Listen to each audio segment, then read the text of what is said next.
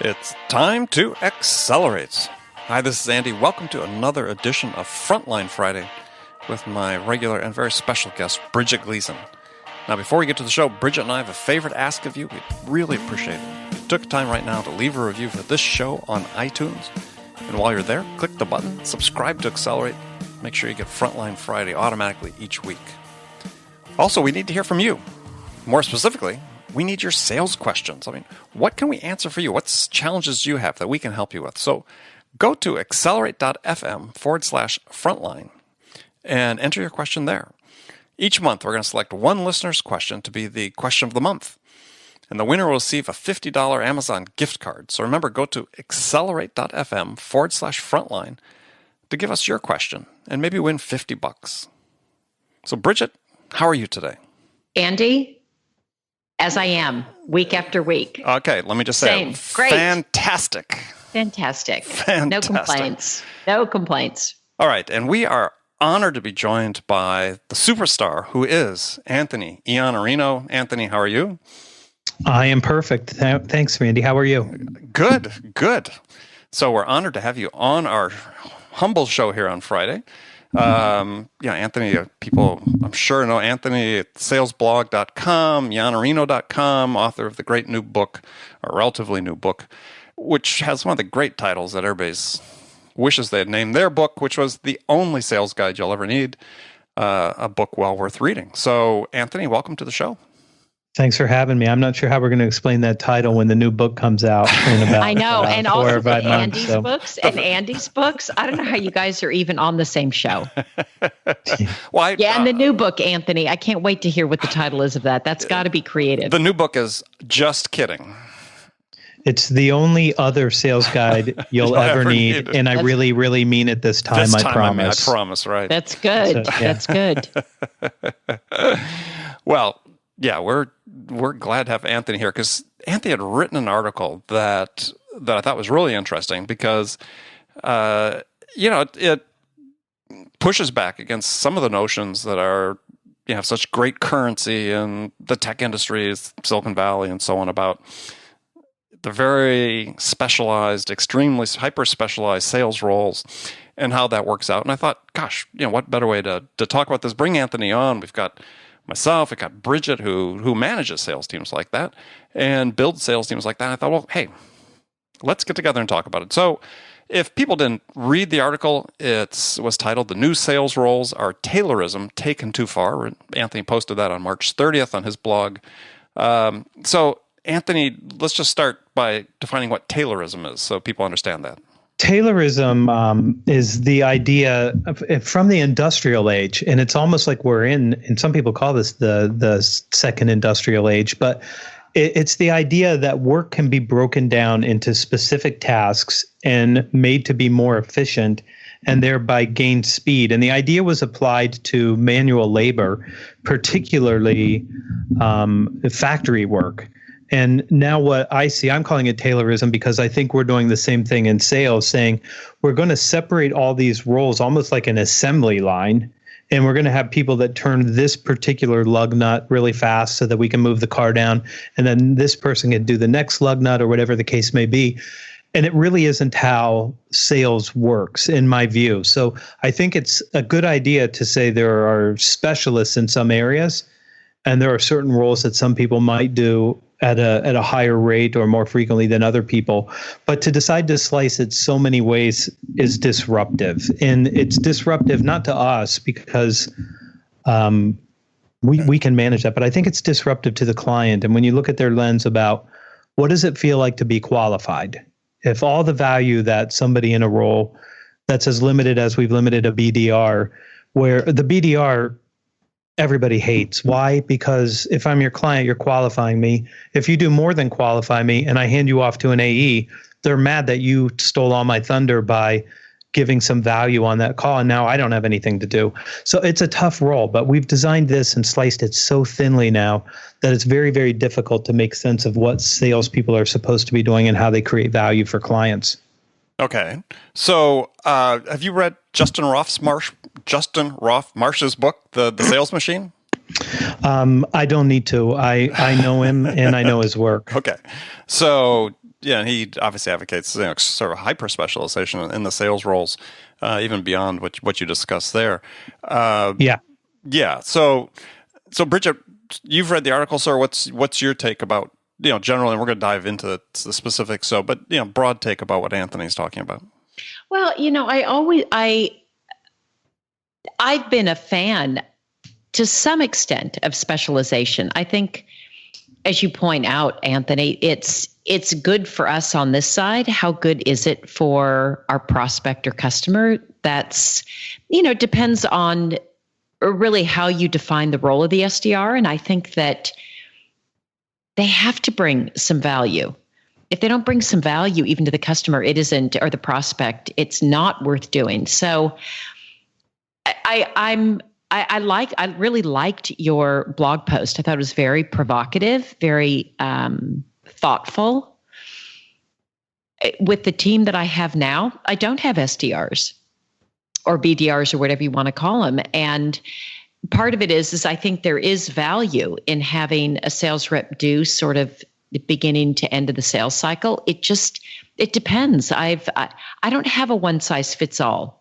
Well, I was going to say, don't you think that certainly in the SaaS business these days, there's sort of this enforced conformity to this model, whether it's driven by investors or by people moving from company to company, there's a basic assumption that this is the most effective sales model. Definitely. And I think it's our job to also challenge the assumptions. And Andy, I know I've told you this when I was before I joined Logs.io, which is an Israeli company, and I talked to various investors and VCs, and I had said to one of them, why in the world would I join a company that is in Tel Aviv, where I'm going to be going back and forth to Tel Aviv, move to Boston, when I've got arguably one of the best job markets, especially for what I do, right here in my backyard. In the Valley, right? Silicon Valley, right? In the Valley. And the discussion we had was interesting and sort of relates to this, which was, yeah, there's a way of thinking about doing things that it's kind of, we get into a little bit of groupthink. Step out of it. And I'll tell you, the Israelis don't care what we're doing. They don't think about, well, how are they doing it there? Let's do it that way. There's a small measure of it, but it's also challenge. And it's good to take a step back and look at, okay, this is the way we've been doing it. Maybe we don't need to do it this way. Maybe we did, because you're right, Andy, that is the sort of accepted specialization, and there's reasons to do it. I'm not saying that I'm necessarily opposed to it, but I don't have them now. And it's not that I'm not going to add them, but I read, Anthony, what you've written, and I think there's some really valid points in there. Let me make one of them for you. I intentionally put in the role of the BDR and the SDR as the same role, or different roles rather. When some people think an SDR is a BDR, and some companies now have a BDR and an SDR. Right, BDR for replying to inbound leads, and SDRs for proactive outbound. Right. And what is this difference? And so there's a BDR, then there's an SDR, and no matter what they do, it has to be handed off to an AE who's supposed to close it, and then it goes to an AM who's supposed to be a farmer and doesn't have the skill set to create opportunities, but then they're supposed to come back and get an AE later on to come in and help them create an opportunity, even though they haven't seen that AE since they signed the contract. I mean, we just keep slicing thinner and thinner. And then we have salespeople now who are BDRs and SDRs and AEs and AMs who don't know anything, so they need a SME. And you start looking at this going, wait a second. Subject matter expert, just to define that. Subject matter expert, yeah. How can a person who's not a subject matter expert be a trusted advisor when they have no advice? How can you be a trusted advisor when you don't know anything? And everybody who's in front of a customer has to know enough that you can occupy the position of peer and counsel and trusted advisor with deep business acumen, the ability to create the case for change, help lead and manage that change. That's the role now. And I didn't get to decide this, and I'm not the one that designed any of this. I'm just telling you from a client's point of view, I need somebody who can sit down and help me. I don't need 6 people that none of them can do this job by themselves. I don't need 6 people, and I definitely don't need one person to qualify me, because if all you can ask me is how serious I am, do I have a budget? Do I have a timeline? Is my need established? And am I the one that can make the decision? You're not creating any value for me. And then I get the question, why don't people keep the appointments we make with them? Because they had the experience of the first appointment with you and nothing happened. They didn't get any value. Right. So now you're going to want to give them a demo. And at the end of the demo, you're going to email them pricing. You don't know how to sell, period. So you look at this and I think it's too far. Should there be specialists in some areas? Absolutely. Do I think some people are really good account managers who can farm and create opportunities? Sure. Are there people who are much, much better at opportunity creation than they are maintenance of relationships? 100%. But I think when you get it sliced so thin that it doesn't make any sense to me as your client, what I see, I think it's gone too far and it's going to be looked at. And I think it's going to be looked at. I think that even though the SaaS models have a lot of money to spend, by the way, mostly not their money, mostly venture capitalist money, and mostly angel investor money, another group of people who know nothing about sales, you're going to start seeing people question this model and start to say, does it make sense to divide it this much, or is there a better way? Well, I think one of the things they're doing with this model is their model for success is against itself as opposed to another model. So, one of the things I see is that, we have an industry, let's say the SaaS industry, which probably best exemplifies what you're talking about relative to specialization, is that in a real world sense, at least based on my decades of experience in B2B sales, what they find acceptable close rates are really low. So they're sort of self-reinforcing the model. They're accepting low close rates because they're getting this hyper specialization, and they're willing to create lots of marginally qualified opportunities into their pipelines. And, they're happy with a 20% close rate or a 23% close rate. This is a fashion business, right, Andy? A fashion business. Yeah, it's a fashion business. We now have account-based everything. I invented account-based social selling yesterday because I figure social selling is dying. So now it's going to be account-based social selling, which will bring social selling back to life when it's done with an account-based approach, which we used to call targeting multiple stakeholders. Right. Exact same thing. Dave Brock told me like I was doing that in 1979. This is bell bottoms are back. That's all. Yeah. Well, one of the things I find really interesting is that, and it's sort of an irony, is that in this disruptive industry, the SaaS business, technology business, that are, its whole MO is to be disruptive of the status quo, is we've created a sales model that we sort of enforce rigorously that is all about conformity. Right? Mm-hmm. We've got this process, we got this specialization, this is what we do, this is where the handoffs are. And as far as I can tell, and because I interview probably more people in that business every year than anybody else in the world. And I bet that's true. And there's no one that says, well, yeah, we've looked at other models, we've tried other models, we put them into play, and we're using this one because it's the best. Somewhere people start drinking the Kool-Aid on this. And now, as I said, sort of this enforced mandate, and driven by whether it's coming from the investment community or whatever, that we're going to use this model.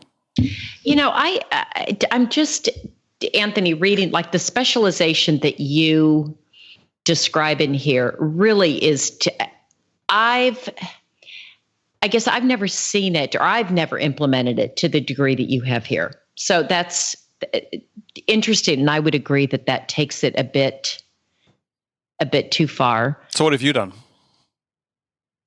Well, I've had SDRs who also close some business, depending on the business, because I don't want the thing that I worry about with something being too scripted or too prescriptive is that you also make the salespeople dumb in a way.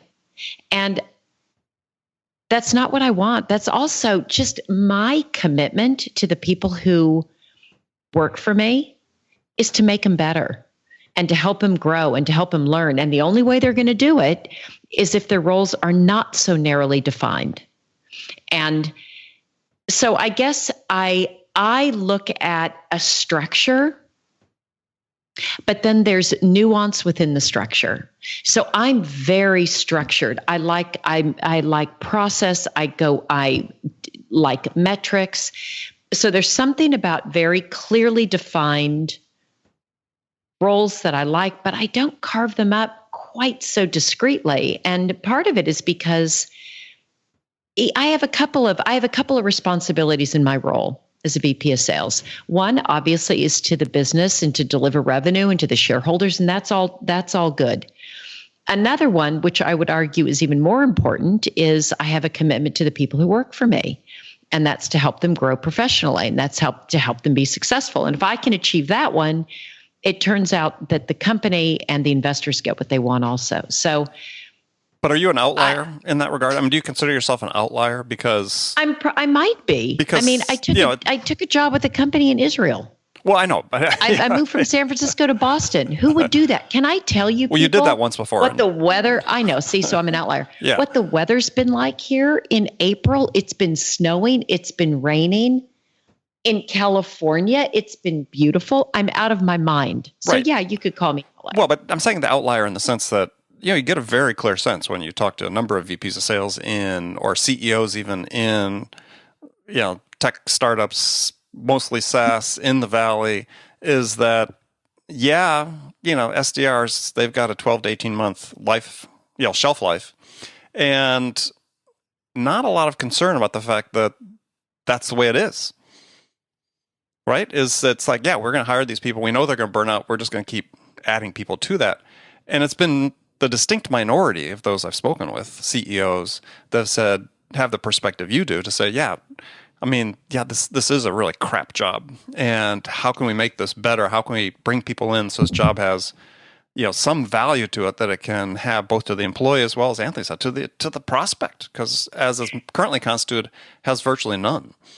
And so another point that Anthony made, which is a really good one, and one of the reasons that I was attracted to this company, Logs.io, where I'm working, is they are committed to the customer and the customer experience, and not just saying it. Because when you say, I'm committed to that experience, and you do the kind of specialization that Anthony is describing, you're not really committed to it. And so I think I have support to do it maybe a different way. And, we found each other. Logs.io found me, I found them.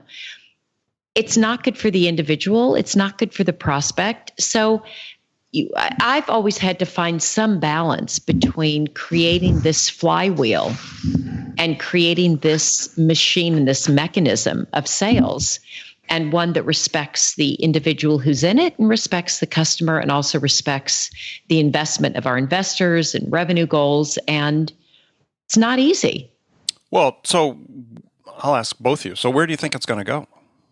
I mean, I've got my thoughts, but I mean, where do you think this is going to evolve? Because it's not going to stay the same. I mean, for reasons that, that Anthony brings up as well as others, which is, quite frankly, it's not clear that it's really working very well. Right? I mean, there are some companies that are succeeding and doing well, but that's not a function of their sales model, right? I mean, it's product market fit, it's timing, it's, lots of other factors that they always get multifactorial, in there. Right. Always. So it's not the sales model that's making those companies successful. So we could arguably say it is what it is right now, but there's no data to prove this is the best or optimal model. So where's it going to go? I think anytime a pendulum swings too far in one direction, it starts to swing back. And I think that it'll evolve back that direction, because it'd be very difficult to slice any thinner than it is right now. So I think you'll see probably more people saying there's going to be a role for an inside person to take and create greater value and own more of the sales process at some level. And I think that the people who get this and who are thinking about it need to think about, what set of experiences do I need to give somebody in that role so that they can grow into a greater role? Because if all they can do is qualify, if that's their only role, then they're not going to grow up to be a great salesperson, because they're not given the opportunity to have the experiences that they need for that to be possible for them. Well, right. I mean, we talk about this word qualifying, and I think that yes, there are some companies that are saying, yeah, we want to bring our SDRs deeper into it. We want to have them help with qualification, but without the context, the experience and the context of actually going through discovery, real discovery, let's say with the prospect, you can't qualify before discovery. All you can qualify is they're qualified to have a meeting, not that they're a qualified opportunity. Everybody's doing way too much qualifying anyway. And the reason they're doing so much qualifying is because they don't understand where the buyer is in their cycle and how to help them. And the fact of the matter is, I know AEs that expect a ready to buy lead. And so if they're early stage and they're not quite dissatisfied enough to move, but they sense that dissonance that they need to start looking because they don't understand what's happening, they don't want that person. Well, tough. That's what you got. And you get what you get. A lead's like a lottery ticket. You scratch it and you see what's there. Huh. I mean, that's it. Where'd you hear that the first time? There's a cat that wrote a book. Yeah, right. I don't know. You just got to check, right? You got to check exactly and see if there's anything there, and you play whatever you got. If they're not totally dissatisfied, make them dissatisfied. If they are dissatisfied and they don't really understand the root cause of their need, teach them what it is. That's your job. You're supposed to be creating value for that person on the other end. And qualification's not value creating. That's something that we do because we think we need to be more efficient. What's efficient is serving the person that's dealing with you right now in a way that helps them move forward in the process. Yeah, well, I mean, you do start running up against now, but I wouldn't say specifically now, but in general, right? So qualification is, it could be an exit criteria for a stage they're in, right? So you have your sales process that's laid out, and unless you're hitting this common definition of what qualification is, then they don't go into the pipeline.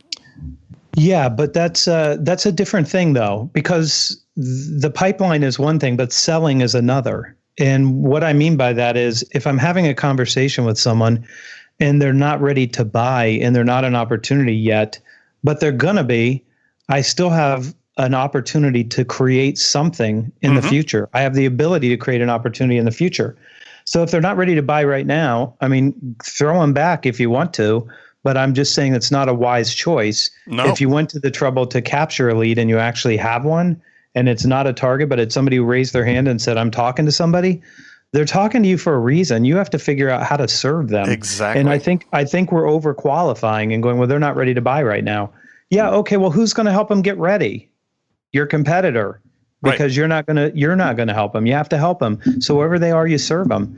But I think it's tough to do with the BDR and SDR role, explained mostly by the idea that check and see if they have a budget, which doesn't matter anymore because nobody has a budget for what you sell, but everybody has the money to buy it if they believe they need it. Then find the authority. When there is no authority anymore, everything's being decided by consensus except in very small deals. And there's a whole bunch of people who are going to come into a deal. CEB says 6.8 people now. That's a lot of people. More than that now. They said 7.2. 7.2. I don't know who this 0.2 or that 0.8 was, but they should get together and be a whole person. Exactly. And then you've got the time. They can do it whenever they want. You're going to create the urgency by building a case for them. And do they have the need? They didn't know they had a need. I mean, they found something. They're looking at it. Help them establish a need and show them how it solves their root cause problem. And I think that this is the thing that if you're a young person and you're in a BDR, SDR role, and that's how you think your job goes, you're not going to have a lot of clients fall in love with you because asking them questions about those particular issues isn't value creating for them. It is. Absolutely. I think, and I'm sorry, Bridget, I don't monopolize the talk, but I mean, just the last point, and then you can jump in is I said this years ago to somebody that we all know who leads a big company in the space is the reason this model is kind of nuts is that we take the people who have the least knowledge and least expertise, and we make that our first impression we create on the prospect. Yeah. Good call. And it's nuts. Absolutely nuts. Bridget, go ahead. Yeah, I think that's also just in thinking about qualification, BANT is a very narrow sort of way to qualify. Like when I encourage people when they're qualifying, and qualifying is so important, just knowing where a rep should spend his or her time. But when you're qualifying, it could be Anthony, as you pointed out, I don't want a BDR, an SDR, an AE, anybody to qualify if they're not ready to buy right now. I don't want them thrown out. So I think there's a broader definition of qualifying that is really just understanding, do they have a situation that could potentially, are they having an issue, a pain, a problem, or some aspiration that I could potentially be a partner with them to either solve that problem or to achieve that aspiration? Maybe now, maybe later, they may not be exactly the right person. There's a lot of pieces to that. And I think that's why sales is interesting. Sales is problem solving. Sales is education. That's what makes it interesting. And if you strip away and make it so narrow, God, it's not a very interesting role. It's not a role. It's not a role I'm interested in. Well, yeah. I mean, but don't you think it's sort of interesting that, oftentimes in a lot of companies with this type of inside sales model, that one of their key metrics they're following is pipeline velocity. And so, if people aren't moving from stage to stage fast enough, then MQLs, SQLs, there's a lot of qualifying going on. Well, all those conversion, it's okay. all those conversion metrics. I think it's okay. I think, you're always qualifying. You're always qualifying throughout the sales process. I don't have a problem with qualifying. I think it's how the qualifying's done, and is there value creation along the way? Because if I'm on the other side and this isn't a good fit, if this solution is not a good fit, please qualify me out. Don't waste any more of my time. So I think part of it is how it is. Part of it's how it's set up. It can't be one way. If it's a one-way street, the prospect's going to pick that up right off the bat. The intent has to be value creation on both sides. Does it make sense for us to spend time together? Does it make sense? Yeah, no, I agree. Sorry, I wasn't. I thought you were saying yes. It makes time for us to spend time together. Yeah, I thought Anthony was going to respond to that. Yeah, we don't want empty air on air. But any thoughts on that, Anthony? No, I just think that in my experience, there's a lot of qualifying that is BANT, and there's a lot of conversations that are not real value creation, and there's a lot of AEs and people beyond the BDR and SDR role who are unhappy when they do the value creation, and that's got to be looked at. And somebody has to look at that and say, what is their role, and are they going to grow? Are they going to be happy in this role? Do they get to develop the kind of client relationships that make sales a fulfilling job? Do they get to work on interesting problems, or are they just going to dial the phone or answer the phone and ask people questions to try to determine whether or not they should pass them on to somebody who can do the real value creating? And Andy, to your point, I mean, it's exactly right. Why would you withhold a value creator from a prospective client and give them something less than that at the beginning of the process? It doesn't make any sense. The first impression is these people have no idea what's going on or who I am or what we need, so I can move on to the next thing. Yeah, I mean, if people are wondering. So make sure, right. Make sure your BDOs or SDRs can create value.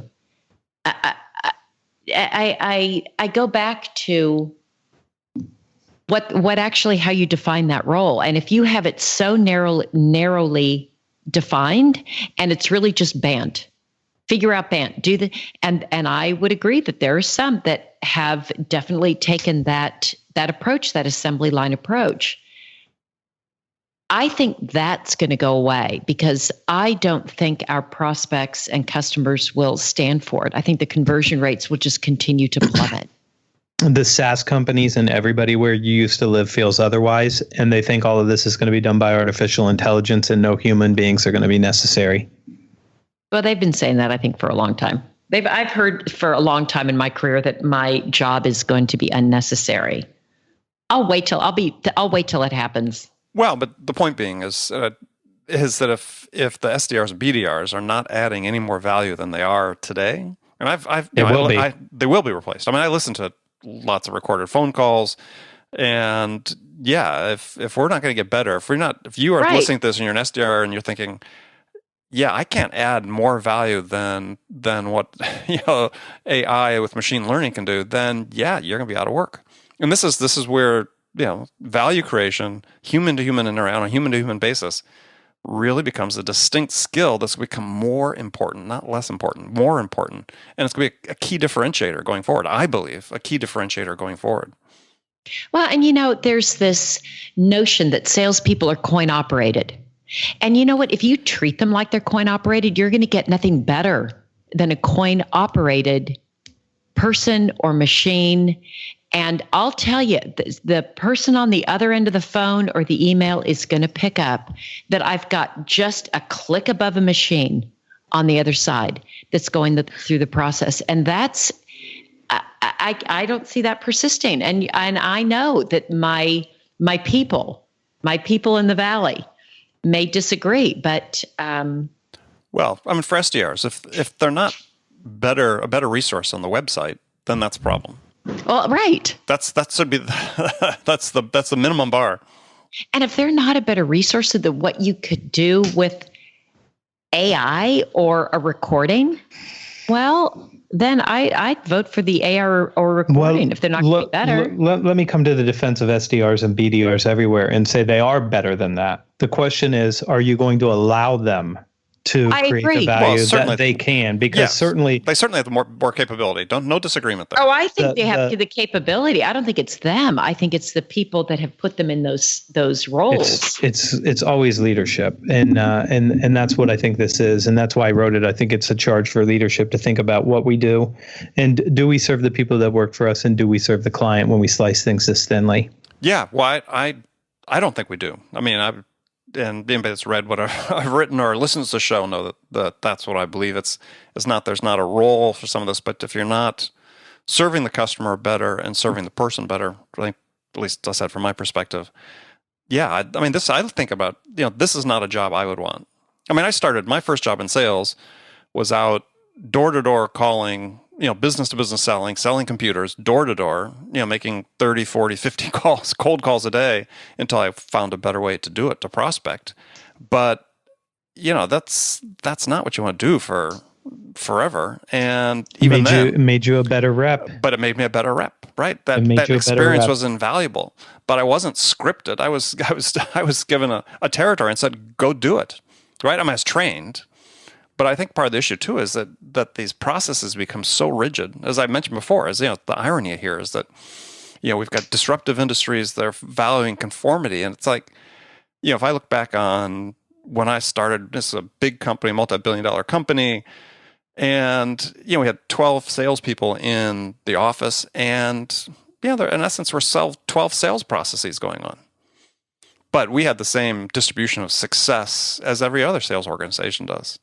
It's individual. Yeah, and that's one of the things I'm arguing for more and more these days is that let the people free, right? We've got these intelligent people. We've got these intelligent people that, to your point earlier, we need people writing books. Well, let them innovate. But let the SDRs innovate. If the process worked by itself, then I wouldn't have the conversations I have. Because here's the thing: poor performers tell me, our product sucks, our price is too high, our competitors are irrational, and our clients don't perceive the value that we create. And then I say, well, then why are the top 10 people in this company making the kind of money they are with your same terrible product, your horrible pricing structure, the same irrational competitors that you have, and customers who can't see the value of what you sell? You all have the same process, but there are 10 people here who happen to be the top 10. How is that possible? And it can't be the process by itself, because if everyone was following the same process, you would have all top performers. And it isn't going to happen because it's individual. Mm-hmm. It's the individual that makes a difference. And if it wasn't true and somebody could do better, they would.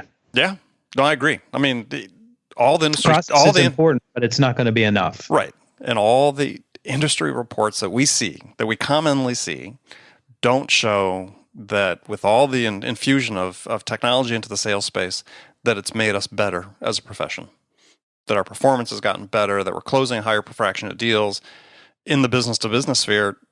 I mean, I'd be glad to have somebody show me a stat that's different, but if you look at CSO Insights and Forrester and so on, they're saying, we're actually getting a little worse. But Andy, we didn't have account-based marketing and selling until just now. So that will cure all the problems that social selling didn't cure. And that will cure all the problems that CRM was supposed to solve. And finally, we'll be closing the business the way we should when we can actually monitor all of these things across the sales process with an account-based approach. I promise you. You'll see a massive spike from CSO next year. Okay. I'm smiling. Yeah, I know you're smiling. I know, we all are. We're all smiling. We all yes, are. Yeah. For people that don't know Anthony, he was speaking in a joking fashion there. So, all right. Well, we've gone on a little bit longer than we thought we were. But any other final points? I just hope this is an account-based podcast. Absolutely, it has to be. It is Account-based podcast, account-based everything. Yeah. ABE, ABP. Account-based. Andy. Paul, account-based Andy. That's ABA. right, account-based Andy, ABA. ABA. Well, Andy has the answer. So account-based Andy. Here we go. All right. Well, guys, it's well, I laugh. It's well, I'll tell a story offline, but there's a history with that. So, Anthony, thanks for joining us. This has been a lot of fun. We'd love to do it again Thanks sometime. for having me. Write something else again. Yeah, let's do it again. Write something else really provocative, and we'll keep having you back on. Well, I wrote a book, so I hope you bring me back on for that. Well, you've been on for the book, only but we'll sales be guide glad. or Book two. No, book Book book two, two of right, comes course. out Book two. August 8th. Well, Less then, than 10 months from book one. all right. All So actually, yeah, we'll talk offline about getting you scheduled for that. And Bridget, as always, fantastic. As always, Fantastic. a pleasure. And friends, thanks for listening to us again. As we really appreciate it. Come back again next Friday. And until then, good selling, everyone. All right, have a good one.